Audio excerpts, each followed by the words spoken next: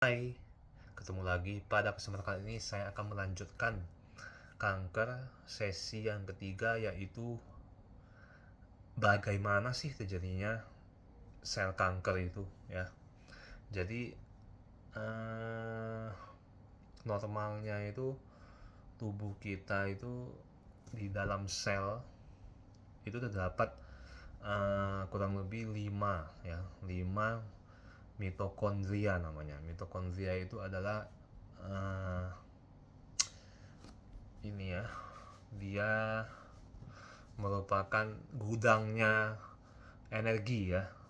Jadi mitokondria itu gudangnya energi, di sanalah di pabrik energi ya, di sana energi dibentuk.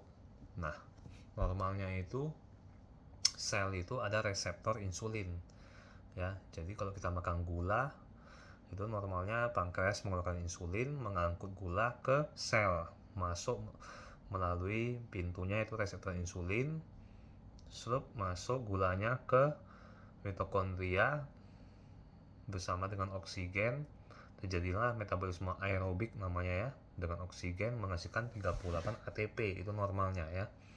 Tetapi pada orang yang memasuki racun dari luar tadi ya, sebelumnya kan saya sudah bahas penyebab utama dari kanker itu, yang paling utama itu bukan genetik ya, tapi racun ya.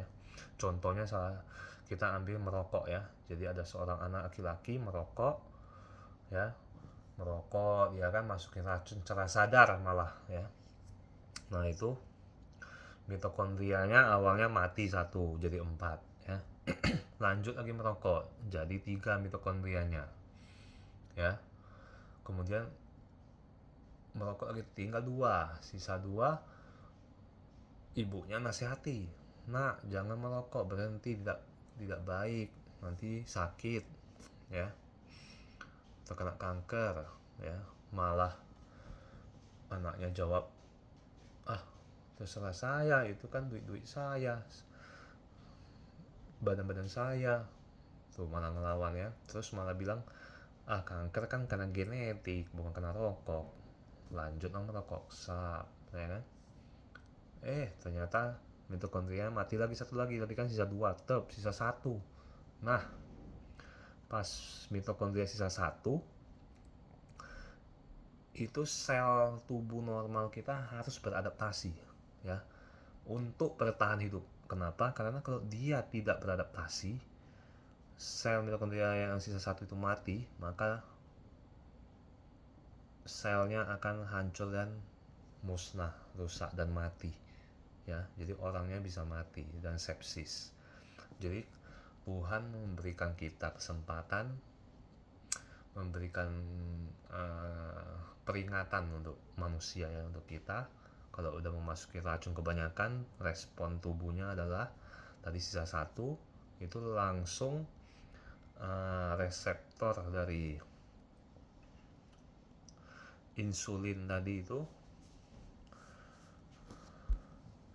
itu dia akan diperbanyak ya. Kenapa diperbanyak? Karena dia pengen memasukkan gula lebih banyak. Karena kita tahu kalau sel yang mitokondria sisa satu itu dia responnya selain memperbanyak insulin reseptor, itu dia juga akan menutupi semua zat yang akan mau masuk ke dalam sel kecuali cuma gula ya. Jadi oksigen juga nggak bisa masuk ya, oksigen nggak bisa masuk, otomatis yang terjadi dalam sel itu adalah metabolisme anaerobik namanya ya. Yang kemarin kan aerobik, ini namanya anaerobik. Dan dimana kalau sel mitokondria gulanya masuk, ketemu mitokondria tanpa oksigen, itu hanya menghasilkan 2 ATP. Bayangin aja, yang harusnya normalnya dengan oksigen menghasilkan 38 ATP, ini cuma 2 ATP, 2 energi. Jadi tubuhnya lemes, tubuhnya kita ya. Jadi respon tubuh bagaimana caranya supaya 2 ATP itu menjadi banyak, supaya tuannya manusianya tidak lemes. Nah jadi tubuh kita pintar merespon dengan tadi ya, memperbanyak cadangan gula tadi, diperbanyak reseptor insulinnya, tapi oksigen nggak bisa masuk, yang masuk semua gula, tetapi mitokondria cuma satu. Nah, adaptasi kedua dengan cara dia membelah diri, ya lebih cepat. Normal, kalau sel normal kan dia membelah diri itu kurang lebih ya 1 sampai 3 bulan ya sekali. Kalau ini dia membelah diri 2 menjadi 4, 4 menjadi 8, 8 menjadi 16, 16 32, 32 menjadi 64, itu hanya dalam jangka yang sangat singkat. Kenapa? Karena dia butuh energi cepat. Ya, karena dia hanya menghasilkan 2 ATP. Ya, jadi dia membelah diri menjadi banyak, otomatis selnya menjadi banyak dan tumbuhlah menjadi tumor, sel kanker membesar. Ya, jadi itulah ya, itu step-step bagaimana tubuh atau sel normal kita kalau kena racun, dia akan adaptasi ya 2 kali ya tadi ya, dan menjadi kanker. Jadi bayangin aja ya, kalau Tuhan tidak memberi kita kesempatan dengan adaptasi itu, kena racun langsung mati, berarti banyak manusia yang mati. Jadi kita harus bersyukur. Jadi kena kanker sebenarnya kita harus bersyukur, bukannya malah harus sedih. Kenapa? Karena kita diberi warning, diberi cambukan. Hey, kamu sudah memasuki racun berlebihan, sel kamu sudah rusak mitokondrianya, dia adaptasi menjadi banyak, nih jadi kanker. Ayo sadar, cari apa penyebabnya ya. Kenapa dengan pola hidup kamu, kenapa bisa sel normal ini menjadi kanker? Nah, ada cambukan dari Tuhan. Jadi kita harus bersyukur kalau kena kanker. Berarti kita harus merubah lifestyle kita, ada yang salah ya. Jadi bukan karena genetik ya, genetik cuma 5%. Jangan terkena mitos. Yang paling utama racun, kanker karena racun ya. Kita cari ada nggak yang kita masukin, rokok, asap ya, make up, sunscreen sekarang banyak racunnya, deodoran, sikat gigi, fluoride ya. Kedua, infeksi, adakah infeksi di tubuh kita yang menyebabkan terjadinya